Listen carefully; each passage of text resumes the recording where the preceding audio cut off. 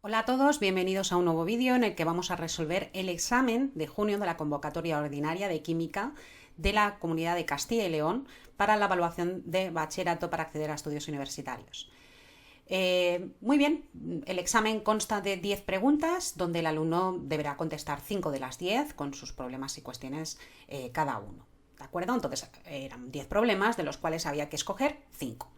Vamos al primer problema. Un elemento químico tiene la siguiente configuración electrónica: 1s2, 2s2, 2p6, 3s2, 3p6, 4s2. Fijaros que acaba en 4s2, que es la última capa de valencia, por lo tanto se trata de un alcalino térreo, berilio, magnesio, calcio, estroncio, bario, radio. Incluso podemos averiguar cuál es, porque sería segundo periodo, tercero y el cuarto se trataría del calcio, ¿vale? Entonces nos dice en el apartado A que digamos si esto es verdadero o falso, que pertenece al grupo 2 del sistema periódico. Bueno, esto tenemos que decir que es verdadero porque se trata del calcio con una configuración electrónica argón 4s2. Bueno, aquí he hecho una abreviatura para no tener que escribir tanto. Y se trata del grupo 2 de metales alcalino-térreos. Entonces la afirmación es verdadera. B. Se encuentra situado en el tercer periodo. Bueno, es 4s2, se trata del calcio con una configuración de argón 4s2, entonces se encuentra situado en el cuarto periodo, entonces eso es falso. Conduce corriente eléctrica en estado sólido. Pues eso es verdadero porque los alcalino-térreos son buenos conductores eléctricos y forman compuestos iónicos y todos ellos tienen 2 electrones en su capa más externa, electrones de valencia. Entonces los alcalino-térreos son muy buenos conductores de la corriente al disponer de bandas llenas o casi llenas de electrones solapadas o muy próximas a bandas vacías, lo que facilita la movilidad de los electrones y por ello su facilidad para conducir la corriente eléctrica. Y luego la D, la secuencia de números cuánticos 3, 1, menos 2 más un medio corresponde a un electrón de ese elemento. Bueno, esto tendríamos que decir que es falso, corresponde al último electrón, supongo que se refieren a eso.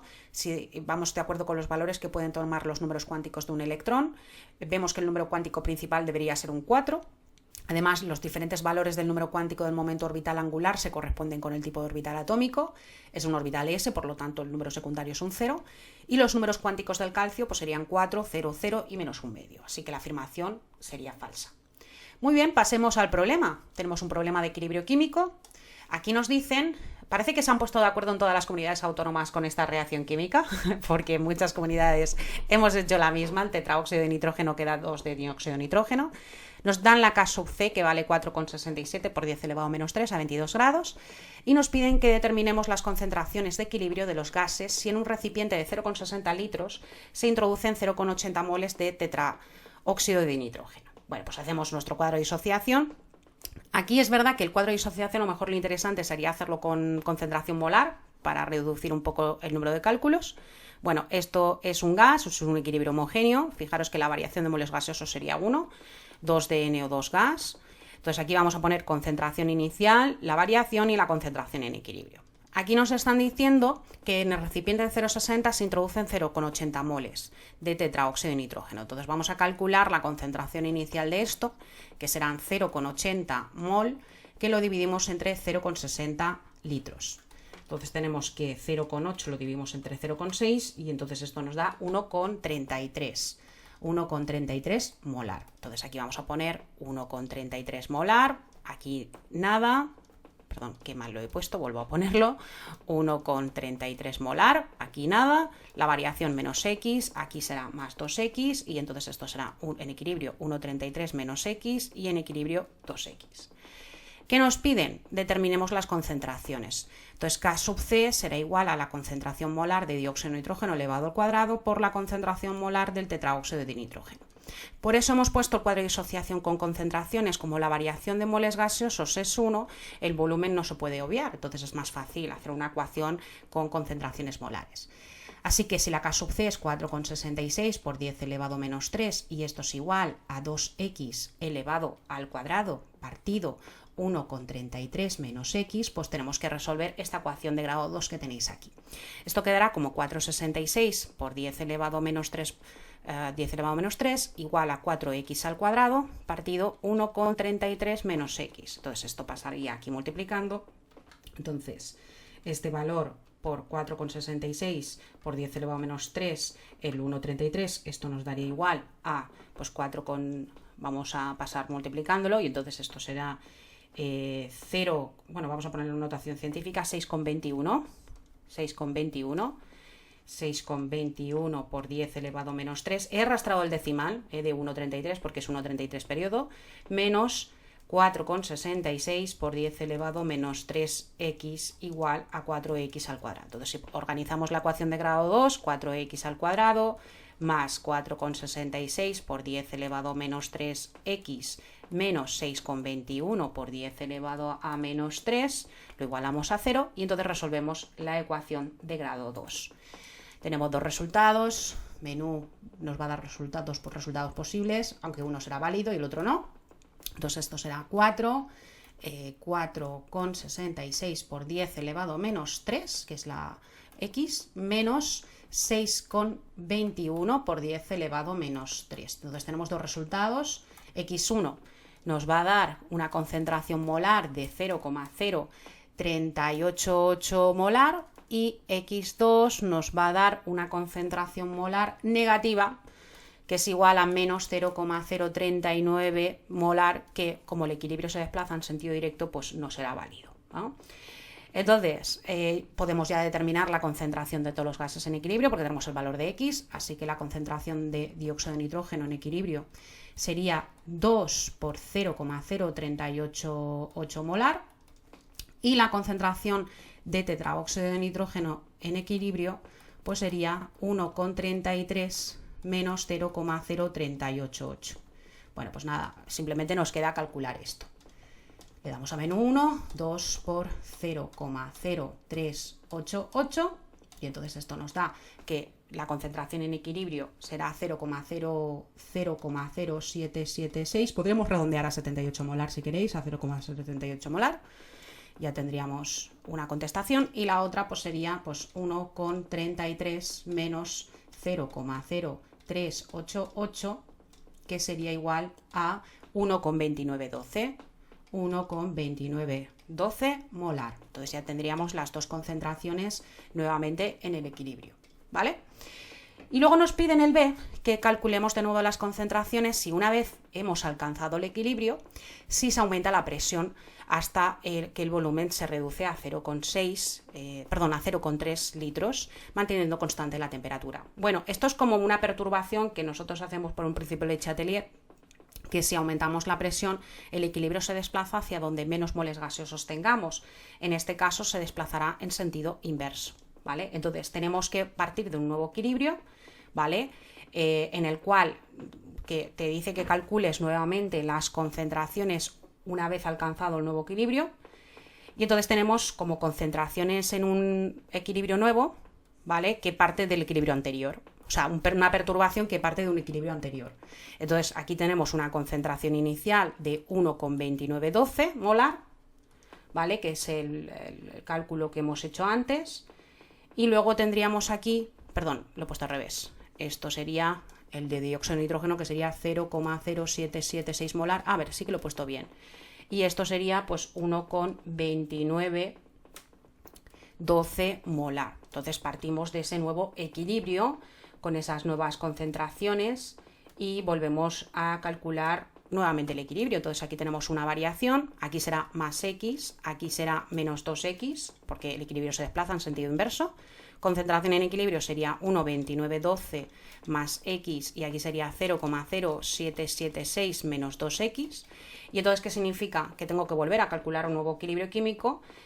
Y cuidado, porque en este caso el volumen cambia, ¿vale? Es decir, porque aquí lo ideal sería que nosotros hubiéramos hecho un cuadro de disociación con moles, porque el volumen de esto pues nos va a cambiar, y entonces claro, te dice que calcules hasta que el volumen se reduce a 0,3, con lo cual habría que calcular un nuevo equilibrio. Pero también podemos pensar otra cosa. Por ejemplo, fijaros que aquí el volumen se reduce a la mitad, con lo cual si el volumen se reduce a la mitad, las concentraciones que hay en equilibrio se duplican, ¿Por qué? Porque si la concentración molar es igual al número de moles partido el volumen en litros y el volumen pues vemos que se reduce a la mitad, esto es como decir 2 veces la concentración que nosotros tengamos, con lo cual podemos hacer ese nuevo equilibrio con esas nuevas condiciones. Entonces lo que tendríamos que hacer sería duplicar estas concentraciones. Entonces esas concentraciones iniciales las duplicamos y ya lo tendríamos, porque lo tenemos que tener en cuenta con ese volumen que nos están diciendo. Entonces esto sería 1,2912, que lo multiplicamos por 2, y entonces esto nos da que esto es con 58,24, entonces esto sería 2,5824 molar, y aquí partimos de un nuevo equilibrio de 0,0776, que lo multiplicamos por 2, y entonces aquí tendríamos que sería 0,1552 molar. Vale, ahora la variación, pues menos x, pero cuidado que el equilibrio se desplaza en sentido inverso, entonces más x menos 2x. Y ahora el equilibrio ya bueno, teniendo en cuenta que el volumen se ha reducido a la mitad, pues sería 2,584 más x, ¿vale? Y 0,152 1552 menos 2x. Entonces, como la K sub C no cambia porque la K sub C depende exclusivamente de la temperatura, pues sería resolver esta ecuación que tenemos aquí, que es lo que más nos va a costar. Entonces, K sub C pues sería la concentración molar de NO2 elevado al cuadrado por la concentración de tetraóxido de nitrógeno. Todo esto es igual al mismo valor de 4,66 por 10 elevado a menos 3. Entonces tenemos que resolver esta ecuación, ¿no? Entonces sería 0,1552 menos 2x, que lo elevamos al cuadrado, partido 2,584 más x, ¿vale? Todo esto es igual a 4,66 por 10 elevado a menos 3. Bueno, como veis va a ser un poco coñazo hacer esta ecuación de grado 2, va a ser un poco largo, que largo va a ser un poco, ¿no? La verdad es que el examen es un poquito largo, ¿vale? Y entonces nada, pues vamos a ver qué estaría pasando aquí. Bueno, pues vamos, esto pasaría aquí multiplicando, como os digo, va a ser muy largo esto. Bueno, vamos a hacer primero esto, esto es el cuadrado del primero, ¿vale? El cuadrado primero que sería 0,024087 menos 2 veces el primero por el segundo, 2 por 0,1552, pero negativo. Bueno, no lo he puesto negativo, pero ahora lo pongo negativo. Y entonces esto te da menos 0,6208x, ¿vale? Más 2 veces, más el cuadrado del segundo, que sería 2x al cuadrado, sería más 4x al cuadrado. Como os digo, es un poco rollo. Luego el otro lado sería 4,66 por 10 elevado a menos 3, que lo multiplicamos por 2,584. Y entonces esto nos da que es 0,01204 molar más 4,66 por 10 elevado a menos 3x. La verdad es un poco rollo de calcular esto. Entonces esto sería 4x, ahora asociamos las x, menos 0,6208, espero no equivocarme, menos 4,66 por 10 elevado a menos 3, porque pasaría al otro lado restando, y entonces esto me quedaría que sería menos 0,62546x, y ahora tendríamos que este valor pasaría restando, y entonces tendríamos que 0,024087 le restamos 0,01204. Bueno, aquí muy fácil meter la pata, ¿eh? Y entonces esto me daría más 0,012047, que lo igualamos a 0, y entonces tendríamos una ecuación de grado 2, que como veis es un poco rollo, ¿eh? Le damos a menú ecuación polinómica de grado 2, y entonces esto sería 4 menos 0,62546 más 0,012047. Entonces esto nos da un resultado, el resultado de x1, que será 0,13386 molar, y el otro resultado x2, que esto lo tendremos que analizar, sería 0,02249. Entonces tenemos que buscar cuál es el resultado que sería válido de estas dos concentraciones, ¿no?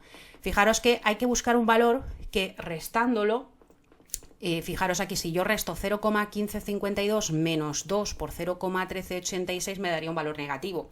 El equilibrio se va en sentido inverso, ¿vale? Consumiéndose productos y generando reactivos, con lo cual este valor lo tengo que obviar porque no puede haber cantidades negativas en un reactor. Entonces el valor válido sería el valor de x2. Entonces ya tenemos x2, que sería el valor que me quedaría, y una vez que tengo esto, pues bueno, pues ya podría calcular las concentraciones en equilibrio de cada una de las cosas. Tendríamos la concentración de NO2, de dióxido de nitrógeno en equilibrio, que sería 0,1552 menos 2x, que sería 2 por 2x, pues sería 2 por 0,02249, y luego tendríamos la concentración en equilibrio de tetraóxido de nitrógeno en equilibrio, bueno, el equilibrio 2, el equilibrio B, como queráis llamarlo, 2,584 más 0,02249 molar. Y nada, calcularíamos esto. La verdad es que es un ejercicio un poco rollero, ¿eh? O sea, es decir, yo no lo hubiese escogido en el examen, tengo que escribir mucho. Como siempre os digo en clase, escoger aquellos que, aunque sean más difíciles, tengáis que escribir menos. Y sobre todo que aquí hay mucho cálculo y es fácil meter la pata con la calculadora. Y hasta yo puedo meterla. Luego, si queréis, podemos comprobar el resultado con un truquito que os enseño para comprobar si esas ecuaciones de grado 2 las tenemos bien. Entonces, esto es 0,11022 molar, ¿vale? Que sería la concentración de este compuesto, ¿vale? Lo hemos puesto bien, 0,552 menos 2 por 0,02249, sí, lo hemos puesto bien. Es que el número se las traen, ¿eh? Y luego el otro sería 2,584 más x, que es 0,02249. Y entonces esto nos va a dar que es 2,60 molar.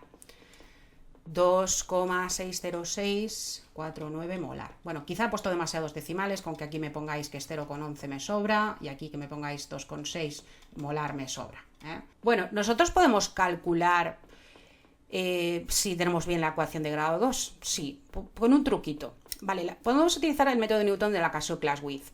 No nos va a dar los dos resultados posibles, pero sí que nos va a dar un resultado de los dos posibles. Y entonces, si la ecuación de grado 2 la hemos hecho bien, podemos comprobar si efectivamente está bien calculada, si nos va a dar un valor aproximado.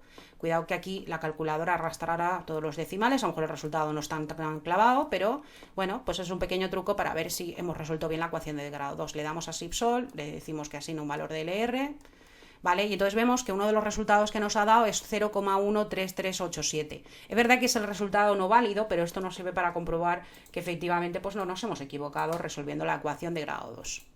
Bueno, la verdad es que es un ejercicio, como os digo, demasiado largo, pero bueno, tampoco era tan difícil.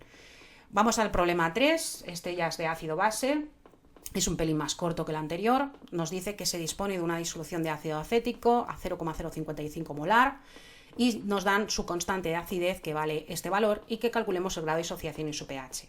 Bueno, pues yo creo que en algunas comunidades se han puesto de acuerdo porque en Andalucía ha salido el mismo equilibrio, ¿vale? Más ácido, más agua. Vamos a ponerlo tipo Proust y Lori si queréis, aunque podríamos ponerlo tipo Arrhenius, ¿vale? Esto es un poquito gusto vuestro, ¿vale? Acuoso más los iones oxonio. Vale, entonces partimos una concentración que nos dice que es 0,055 molar. Aquí la variación será menos x, más x, más x. Acordaros que el agua es un equilibrio heterogéneo, no va a formar parte de él. Y la concentración en equilibrio será 0,055 menos x, x y x. Entonces la K-A, que será igual a la concentración de ion acetato por la concentración de los protones en los iones hidronio, partido la concentración del ácido acético. Es decir, que esto es igual a x por x al cuadrado partido 0,055 menos x, ¿vale? Y bueno, pues aquí tendríamos que resolver pues una ecuación de grado 2, pues esto sería x al cuadrado partido 0,055 menos x, lo igualamos a 1,8 por 10 elevado a menos 5. Aquí si queréis podéis hacer una aproximación, porque las aproximaciones aquí serían válidas, ¿vale? Porque el valor de K-A es inferior a 1 por 10 elevado a menos 5, es decir, podríamos hacer una aproximación. Entonces aquí, pero bueno, si no quieres hacerla, pues puedes hacer una ecuación de grado 2, donde tienes que 1,8 por 10 elevado a menos 5 lo multiplicas por 0,055 y entonces esto te da que x al cuadrado es igual a 9,9, a 9,9 por 10 elevado a menos 7, ¿vale? Menos 1,8 por 10 elevado a menos 5. Esto ordenas la ecuación de grado 2. Esto sería más 1,8 por 10 elevado a menos 5x, menos 9,9 por 10 elevado a menos 7. Entonces igualas esto a 0 y resuelves, pues bueno, pues la ecuación de grado 2 que tienes ahí. Vamos a ponernos aquí la calculadora para que no nos moleste. Ay, espera, que no me hace caso. Vale, vamos a ponerla aquí. Vale, a ver, ahí, que la vemos bien. Entonces aquí tenemos una ecuación de grado 2, menú, ecuación polinómica de grado 2. Entonces 1,8 por 10 elevado a menos 5 y menos 9,9 por 10 elevado a menos 7. Y entonces esto tendríamos que dos valores, x1 y x2. x1 sería 9,86 por 10 elevado a menos 4 y x2, que será un valor negativo, y en equilibrio químico de ácido-base pues el valor negativo lo obviamos. Entonces ya tengo esto, puedo calcular el pH, porque el pH lo calcularé como menos logaritmo de la concentración de los protones. Así que el pH es igual al menos logaritmo de la x que acabo de calcular, 9,86 por 10 elevado a menos 4. Bueno, pues nada, vamos a calcular esto. Esto sería menos logaritmo en base 10 de 9, perdón, que no me deja escribir, 9,86 por, a ver, que la calculadora me odia, 9,86 por 10 elevado a menos 4, y de ahí sacamos el pH, que es 3. 3,006, dejamos en 3. Entonces el pH es 3, ya tengo el pH, y me pide también que calcule el grado de disociación, que es x partido la concentración inicial, y lo voy a expresar en porcentaje. Voy a poner el tanto por cien. Entonces x es 9,86 por 10 elevado a menos 4, concentración inicial es 0,55 molar, por 100, entonces calculamos el grado de disociación. Entonces eso sería 9,86 por 10 elevado a menos 4 partido 0,055, que lo multiplicamos por 100, y entonces esto es igual a un pH de, un grado de disociación, un grado de disociación, no un pH, un grado de disociación del 1,79, 1,8%, 1,79% de disociación, que es normal porque es un ácido débil, y además aquí, por ejemplo, podríamos haber hecho una aproximación, pero bueno, también podemos hacer una ecuación de grado 2 y ya está. Y luego en el B te pide que calcules la molaridad que debería tener la disolución del ácido clorhídrico para que su pH fuera igual a 3. Bueno, esto es bastante fácil, primero, porque el ácido clorhídrico es un ácido fuerte que se disocia al 100%.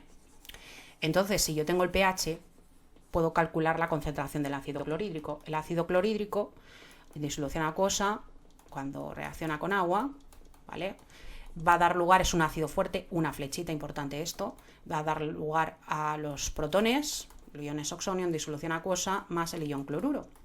Entonces, al ser un ácido fuerte, su disociación es al 100%. Eso significa que la concentración de los protones es la misma concentración que tenemos en concentración inicial del ácido. Entonces es la misma. Entonces, si la concentración de protones me dan el pH, y el pH es igual al menos logaritmo de la concentración de los protones, pues la concentración de los protones, si despejo esto, es igual ¿a qué? Pues a 10 elevado menos pH, ¿no? Es decir, la concentración de estos protones sería 10 elevado menos pH, es decir, 10 elevado a menos 3, ¿vale? Entonces tenemos ya la concentración inicial del ácido, porque el ácido está disociado al 100%, entonces la concentración que yo tenga de 10 elevado a menos 3 es la misma concentración que yo voy a tener al final de 10 elevado a menos 3 y de 10 elevado a menos 3 del ion cloruro, porque está disociado al 100%, es un ácido fuerte. Muy bien, pasemos al problema 4. Problema 4, que nos dice que es también es bastante asequible. Nos dan la masa, nos piden calcular la masa de magnesio en gramos que se deposita electrólicamente al paso de una corriente de 1 amperio durante 1 hora a través de cloruro de magnesio fundido.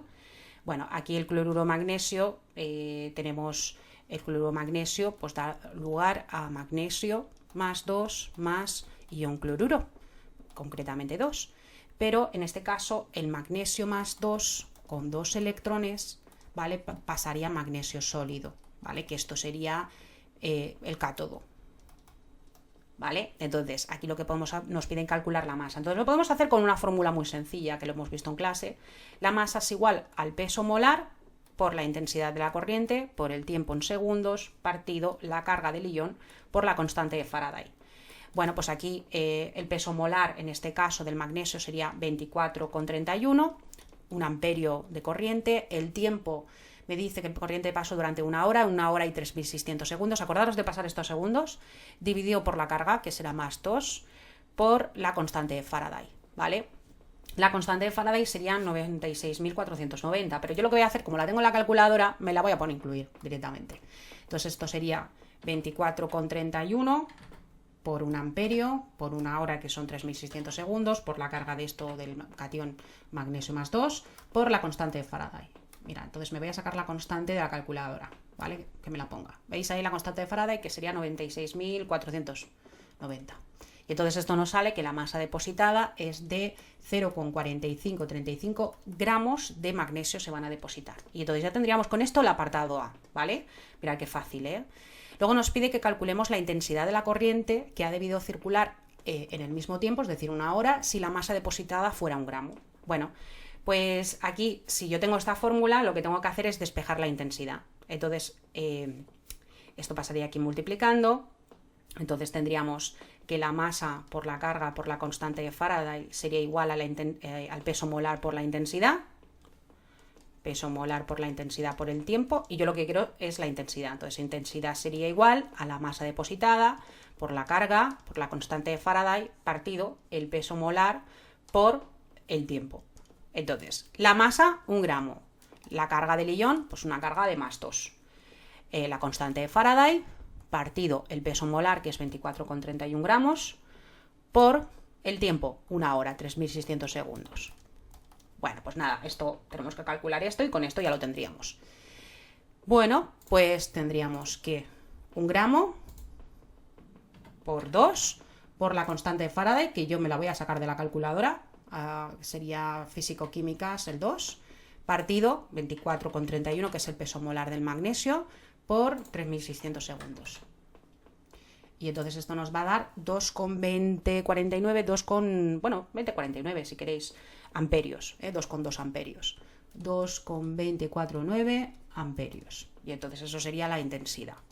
Y con esto, pues chicos, pues ya tendríamos el apartado B resuelto. Recordad que en Castilla y León tenemos una ventaja que no tienen en otras comunidades autónomas, y es que a nosotros, chicos, nos dan la tabla periódica, que es de la tabla periódica es que se puede extraer un montón de información. La verdad es que es una suerte que tengamos, valorarlo, que tengáis la tabla periódica en el examen, porque en otras comunidades autónomas nos tenemos que saber la tabla periódica de memoria. Entonces esto es una ventaja. Bueno, problema 5 nos dicen que a partir del 2-butanol o butandosol esquiva las reacciones y procesos que tengamos, perdón, creo que aquí lo he redactado mal, esquiva las reacciones y los procesos y nombre de los productos obtenidos, ¿vale? Bueno, aquí nos dicen que hagamos varias reacciones, ¿no? Una combustión, que esto es fácil, una oxidación con permanganato, una deshidratación en caliente con ácido sulfúrico y una reacción en ácido etanoico en medio ácido. Bueno, pues aquí tenemos una reacción, la última es una esterificación, la C es una deshidratación y eliminación, oxidación y combustión, que es con oxígeno. Bueno, lo primero que tendríamos que hacer es formular el 2-butanol, ¿no? Vamos a formular el 2-butanol. 2-butanol sería, pues, CH3, CHOH es un alcohol secundario, y CH2 y CH3. Esto sería en forma semidesarrollada, ¿vale? En el 2 hay un alcohol de un butano, de 4 carbonos. Bueno, pues aquí en fórmula molecular sería C4, H10 y un oxígeno, ¿no? A ver, 1, 2, 3, 4, hidrógenos hay 3, 6, 7, 8, 9 y 10. Y un oxígeno. Entonces nos pide en el apartado A que hagamos una reacción de combustión. Bueno, pues esto es fácil y que obviamente las tenemos que ajustar. Una reacción de combustión es que el alcohol reacciona con oxígeno para dar lugar a CO2 y agua. Y bueno, pues aquí tendríamos que ajustar, pues aquí pondríamos un 4, aquí tenemos 10, aquí pondríamos un 5, contaríamos el número de oxígenos, que sería pues 4 por 2, 8, 8 más 5 pues nos daría 13, aquí ya hay 1, 12, ¿vale? Tendríamos que tener pues 12 en este lado, con lo cual aquí pondremos un 6, ¿no? Entonces sería 6 por 2, 12, más 1, 13, entonces lo tenemos ajustado. El B nos pide una oxidación, ¿vale? ¿Qué pasa cuando oxides un alcohol, en este caso un alcohol secundario, ¿vale? Un alcohol secundario lo que va a dar lugar es una acetona. Entonces aquí, si tenemos 2-butanol, pues nos va a dar butanona o 2-butanona. Bueno, pues entonces tenemos CH3, CHOH con CH2 y CH3 con un agente oxidante fuerte como el permanganato de potasio. Bueno, pues esto nos va a dar una cetona, en este caso la 2-butanona.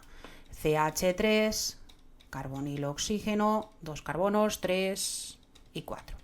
Esto sería la 2-butanona, pero también podéis formular como etil-metilcetona. También se podría formular como etil-metilcetona. Esto ya es gusto vuestro. Bueno, aquí falta un guión.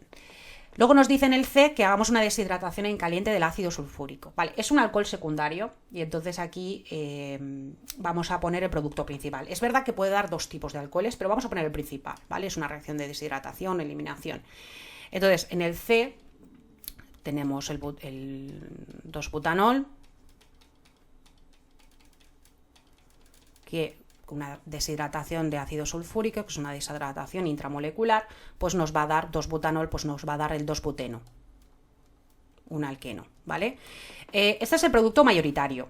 ¿Puede dar el 1-buteno? Pues también, pero voy a poner el producto mayoritario, que es el 2-buteno, que sería CH3, CH, doble enlace, CH y CH3, ¿vale? Y una cosa que siempre se me olvida ponerlo, que lo sabéis en clase, es agua, que es una deshidratación, 2-buteno y agua. Y luego en el D, pues en el D es una reacción de esterificación, ¿vale? Entonces tenemos un alcohol, que es el 2-butanol,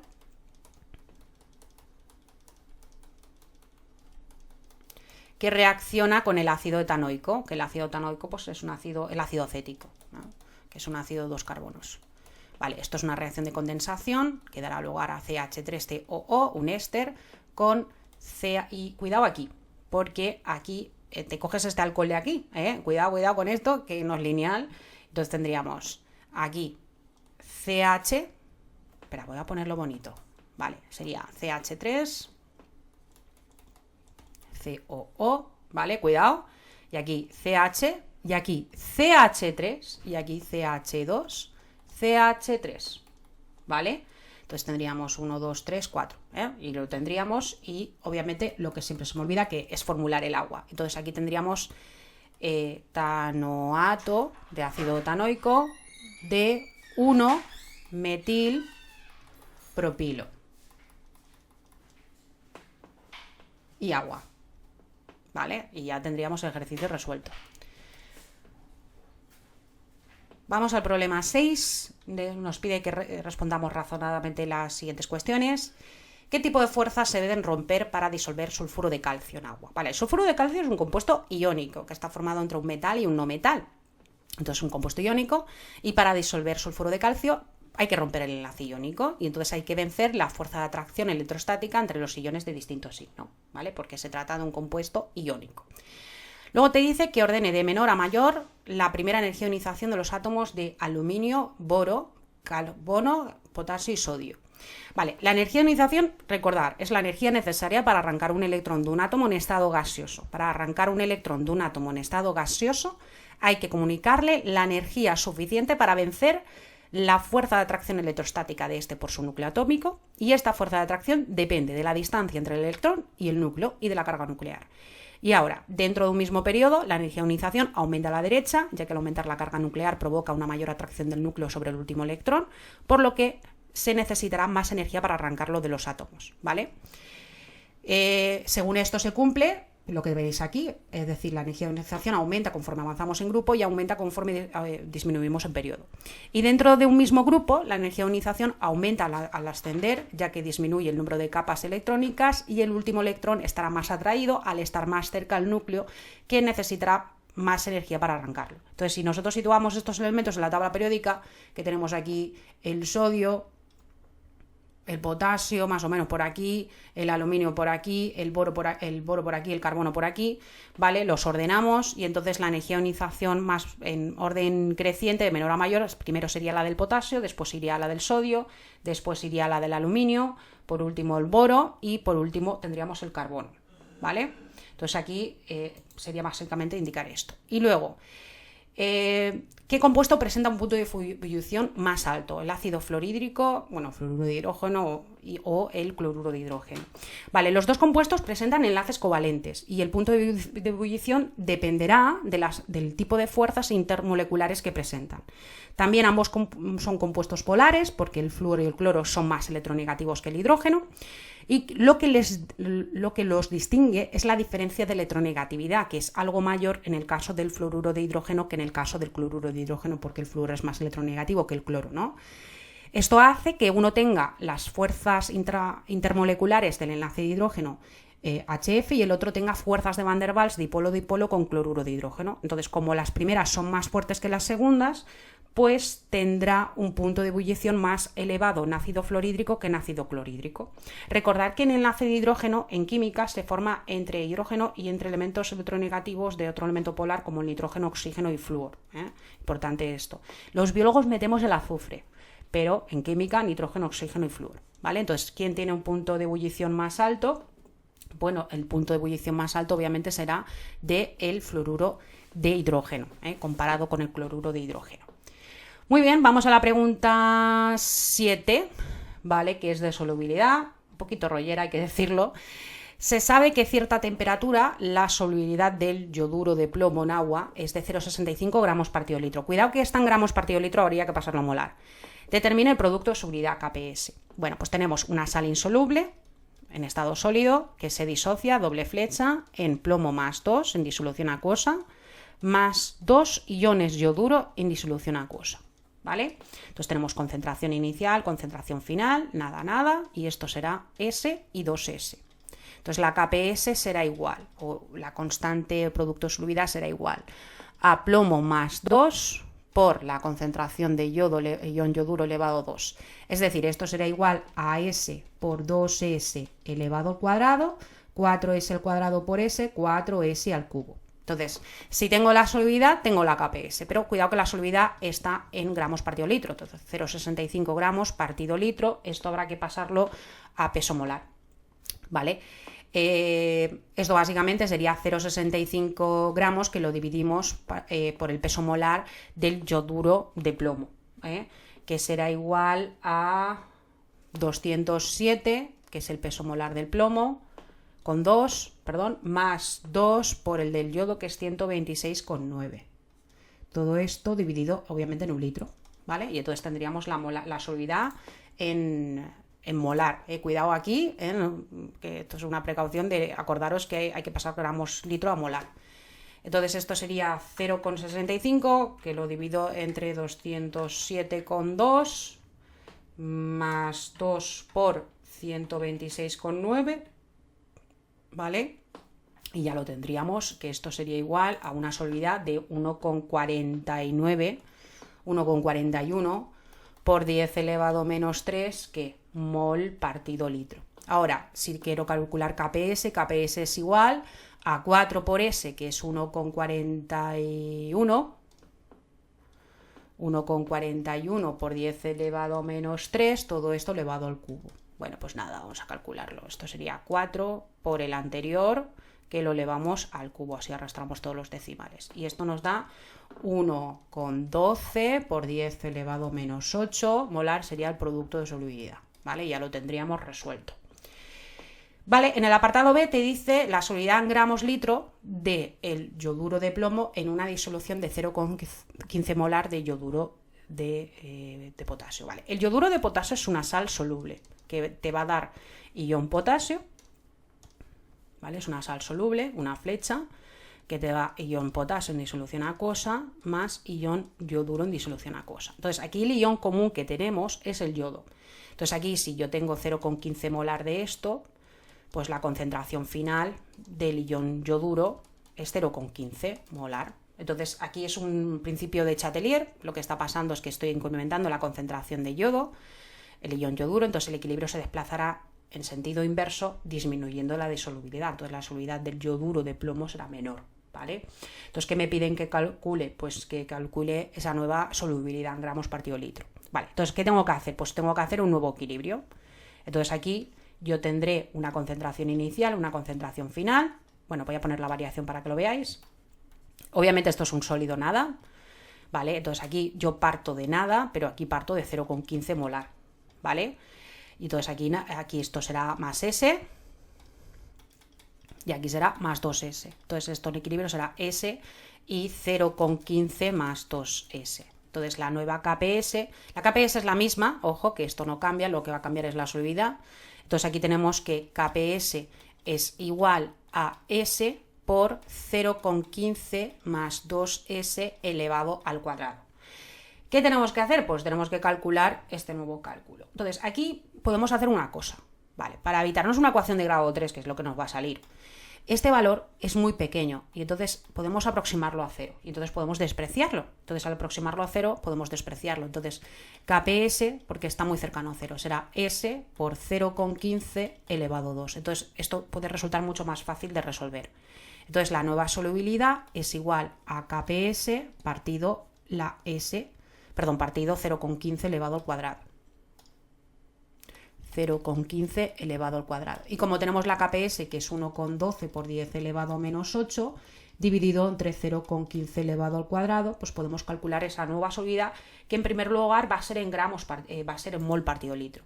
Entonces esto, como lo tengo aquí, lo dividimos entre 0,15, que lo elevamos al cuadrado, y entonces esto nos da que esa solubilidad es 4,98 por 10 elevado a menos 7 mol partido litro, ¿vale? Una vez que tengo esto, pues como me lo piden gramos partido litro, pues ¿qué tengo que hacer? Pues multiplicarlo por el peso molar. Entonces, si yo quiero la solubilidad en gramo partido litro, entonces 4,98 por 10 elevado a menos 7 lo multiplico esos moles por el peso molar en este caso, el peso molar de yoduro de plomo, que el peso molar del yoduro de plomo sería 207,2 más 2 por 126,9 del yodo. Y entonces aquí lo obtendré en gramos partido litro, porque es en un litro. Entonces, este valor lo multiplicamos por, abrimos paréntesis, 207,2 más 2 por 126,9. Cerramos paréntesis y entonces esto nos da que sería 2,29, podemos redondear a 2,3 si queréis, 2,30 por 10 elevado a menos 4 gramos partido litro. Y ya con esto lo tendríamos el ejercicio resuelto, el problema 7. Bueno, bastante asequible, tengo que decirlo. Buena lección de examen, buena lección de este ejercicio. Era cortito, que es lo más interesante, que es contra más cortito sea, mejor.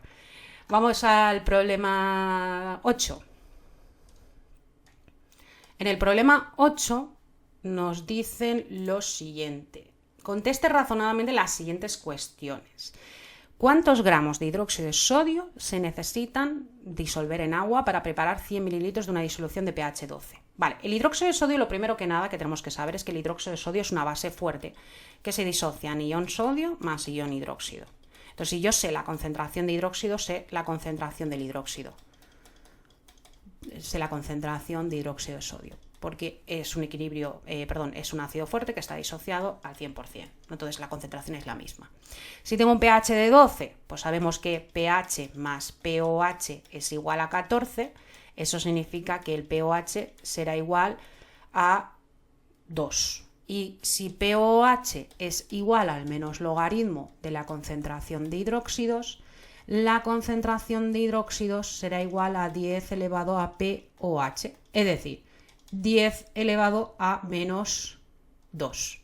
Entonces la concentración es 10 elevado a menos 2 molar. Y ya con esto tendríamos el ejercicio A resuelto. El B. ¿Cuántos mililitros de una disolución de 0,1 molar de ácido clorhídrico se necesitan para neutralizar 100 mililitros de la disolución anterior? Bueno, pues aquí tenemos en el apartado B, es una reacción de neutralización. Tenemos hidróxido de sodio que reacciona con ácido clorhídrico, nos va a dar lugar a cloruro de sodio. Bueno, yo veo que aquí esto es una reacción 1,1, ¿vale? Es una reacción 1,1 y entonces podemos hacerlo de concentración de la base Esto lo podemos hacer porque es 1, 1, ¿eh? Concentración de la base por el volumen de la base será igual a la concentración del ácido por el volumen del ácido. Entonces, ¿cuál es la concentración de la base? Pues 10 elevado a menos 2, 100 mililitros de la base, porque te dice que tienes 100 de antes. La concentración del ácido es 0,1 molar, pero el volumen del ácido, que es el del ácido clorhídrico, no lo sé. Entonces el volumen del ácido será igual a, pues vamos a calcularlo.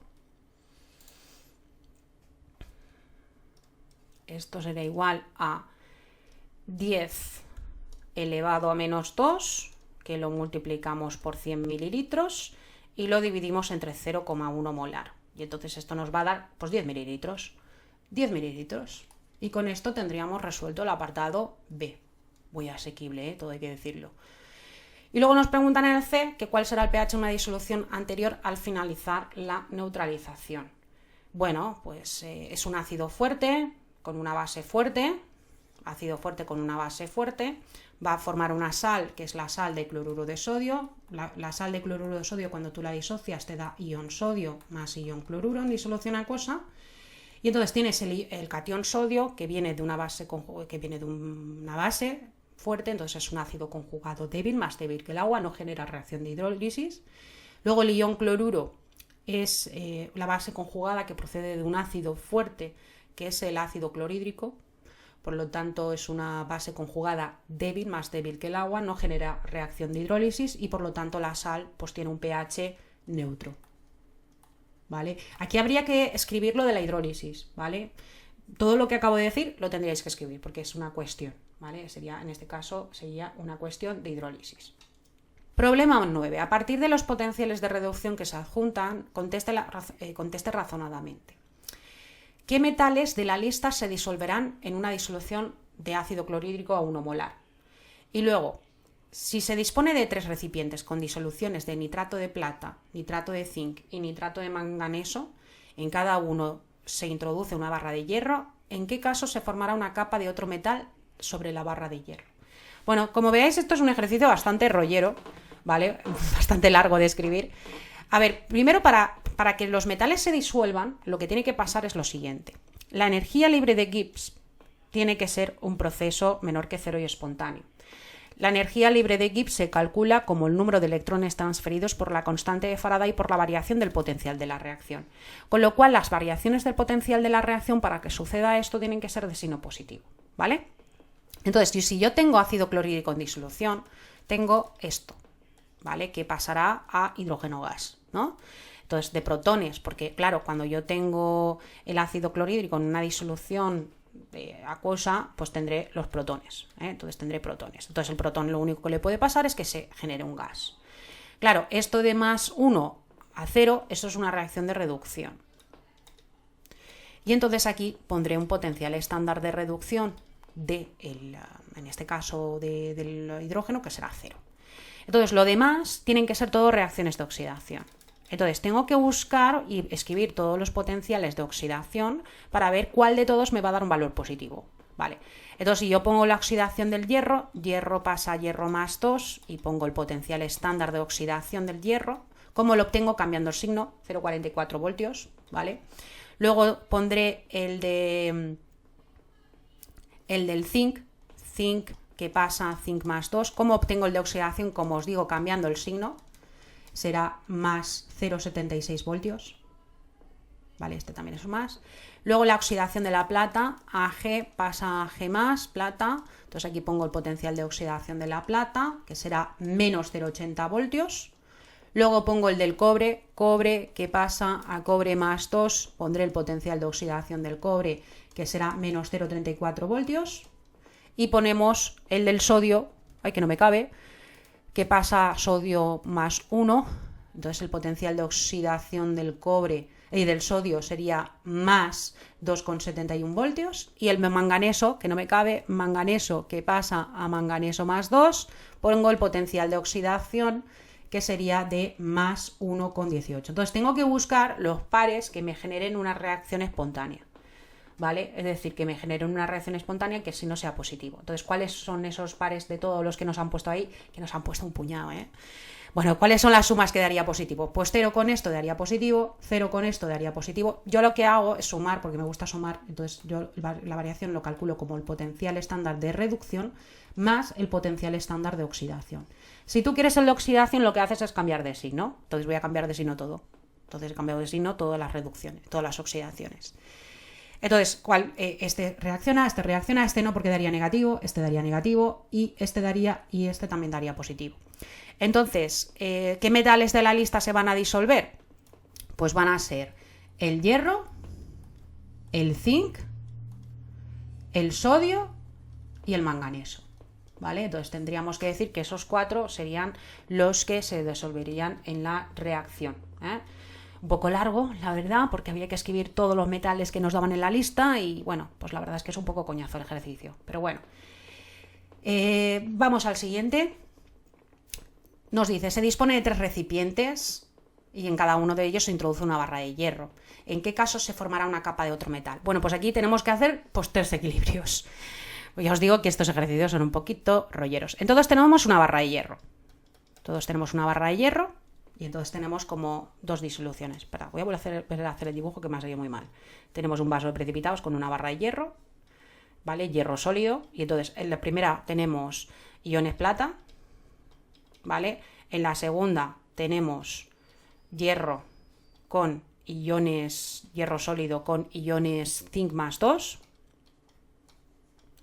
Y en el tercer vaso de precipitados tenemos una barra de hierro sólida también con manganeso. Entonces, el hierro lo tenemos sólido. Entonces, lo único que le puede pasar es que pasa hierro más 2, es decir, que sufra una reacción de oxidación. Y como a mí me gusta sumar, yo voy a poner aquí el potencial estándar de oxidación. Entonces, para que haya una reacción espontánea, la variación del potencial de la reacción, que yo lo voy a calcular como el potencial estándar de oxidación más el potencial estándar de reducción, pues me tiene que dar de signo positivo, para así la energía libre de Gibbs que me dé espontáneo, ¿vale? Entonces aquí voy a poner el de hierro, que sería más 0,44 voltios. Perdón, 0,40 menos 0, hay más 0,44, más 0,44 voltios. Y luego, pues las reducciones de los iones, ¿no? Reducción de la plata a G+, que pasa a G sólido. Aquí habría que ajustar la reacción, pero no la voy a ajustar. Luego tenemos el manganeso, más 2, que pasa a manganeso sólido. Y luego tenemos el zinc, más 2, que pasa a zinc sólido. Claro, ahí lo que tenéis que buscar es qué metal, porque aquí si la reacción es espontánea, el hierro se va a deshacer y el metal se va a depositar, ¿vale? Entonces todo esto son reducciones y entonces aquí vamos a poner potenciales de reducción, primero de la plata, que sería 0,80 voltios. Luego vamos a poner el potencial de reducción del manganeso.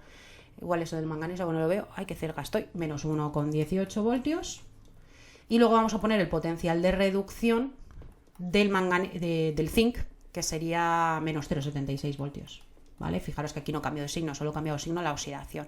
Entonces, de todas estas parejas, tengo que ver cuál de todas me da una variación positiva, sumando la oxidación con potencial de oxidación con reducción. Vale, si sumo 0,44 con 0,80, tengo una reacción espontánea. Si sumo 0,44 con menos 1,18, no tengo reacción espontánea. Y si sumo 0,44 con menos 176, tampoco tengo reacción espontánea. Entonces aquí la única reacción espontánea va a ser con la plata. Entonces aquí esto es estable, no espontáneo. Esta será no espontáneo, pero esta sí será espontánea. Entonces, ¿qué va a pasar? Que el metal de hierro se va a deshacer y la plata sólida se va a depositar, ¿vale? Y entonces va a haber un pozo, ¿eh? Entonces aquí lo que tendríamos que decir que ¿dónde se va a formar la capa de otro metal sobre la barra de hierro? Pues este metal va a ser la plata, ¿vale? La plata va a ser. El resto no, y el único que puede ser con esto es la plata, ¿vale? Y ya está. Lo único, pues que este ejercicio la verdad es que había que escribir bastante. Mejor elegir ejercicios que hay que escribir poco. Bueno, vamos al problema 10, ya el último del examen. Un examen, por cierto, bastante largo, pero no tan largo como otras comunidades autónomas, pero bueno, un poquito largo. Dadas las siguientes reacciones. Bueno, esto yo creo que son, siempre digo en clase, que son los ejercicios mejores de examen, los más cortos, ¿vale? Y te dice que contestes razonadamente, que completes las reacciones anteriores indicando el tipo de reacción, nombrando y formulando los compuestos que aparecen, que luego formules y nombres un isómero de posición y que luego formules y nombres un isómero de función de la butanona. Bueno, aquí tenemos primero que este compuesto, 1, 2, 3, 4 carbonos, es un alqueno de 2 carbonos, es el 2-buteno. El 2-buteno que reacciona con agua para dar lugar a un compuesto y otro compuesto, ¿no?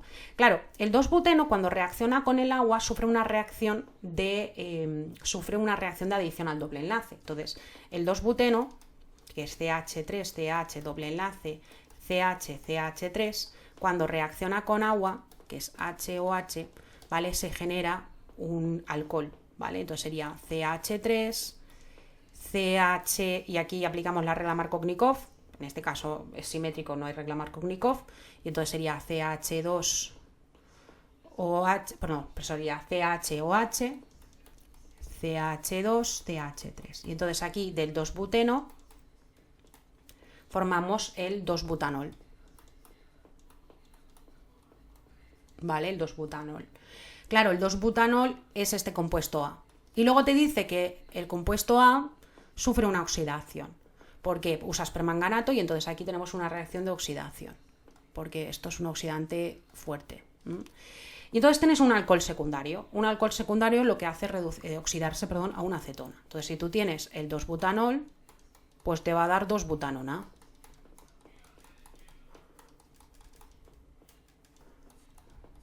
¿Vale? Una reacción de oxidación de un alcohol secundario daría 2-butanona, que sería CH3, carbonilo oxígeno, CH2, CH3. 2-butanona o etil, metil, cetona, como os guste más, que esto es gusto consumidor. Bueno, ya tendríamos el apartado A. Ya hemos indicado qué reacciones tenemos, esta sería de adición al doble enlace, la otra es una oxidación y ya estaría hecho. Luego en el B nos piden que formulemos y nombremos un isómero de posición, en este caso 1,2 del 2-buteno, que es el mismo compuesto. Pues bueno, se me ocurre que podríamos hacer un isómero de posición con el 1-buteno, por ejemplo, 1-buteno. CH2, doble enlace, CH, CH2, CH3. ¿Vale? Esto, por ejemplo, tendría 4 carbonos, hidrógenos 3 y 3, 6, 7 y 8. Y aquí lo mismo, tenemos 4 carbonos, hidrógenos 2, estos son 5, 6, 7 y 8. Bueno, entonces tendríamos el 1-buteno como isómero de posición. ¿Vale? Ya lo tendríamos, el P. Y ahora el C, formule y nombre un isómero de función de la butanona. Bueno, de función es que cambie el grupo funcional. Si tú tienes la butanona, 2-butanona, por ejemplo, que lo hemos hecho antes, CH3, carbonilo, CH2CH3, pues y esto tiene 4 carbonos, hidrógenos tiene 3 y 3, 6, 8, 9, perdón, 6, 7 y 8, y oxígenos 1, pues podríamos hacer el butanal. CH3, CH2, CH2 y carbonilo, hidrógeno, ¿no? Cho, o ponéis cho si queréis. Bueno, voy a poner cho. Vale, entonces tenemos aquí, pues, estos butanona, 2-butanona, pues butanal. Butanal. Butanal sería un isómero de función. Uno es un aldehído, y esto sería una acetona. Entonces serían 2 isómeros de función entre ellos. Bueno, hasta aquí este vídeo. Espero que el examen os haya ido muy bien. Nos vemos en el siguiente vídeo. ¿Vale? Espero que todos estos vídeos os resulten muy útiles y que sobre todo veáis en qué habéis fallado en el examen, pero también para otros años, para que podáis repasar exámenes de Castilla y León. Este examen, la verdad, es que era bastante asequible, se podía sacar buena nota. Es verdad que era un poco largo, había que elegir muy bien, porque había cuestiones que quizá quitaban demasiado tiempo, entonces siempre lo ideal es estudiarse todo el temario y luego elegir el día del examen, aquí si hacías una buena elección de problemas, el examen no era tan largo, pero sí que es verdad que había algún problema quizá demasiado largo en exceso, sobre todo los de equilibrio químico. Pues nada, chicos, muchas gracias y nos vemos en el siguiente. ¡Hasta luego!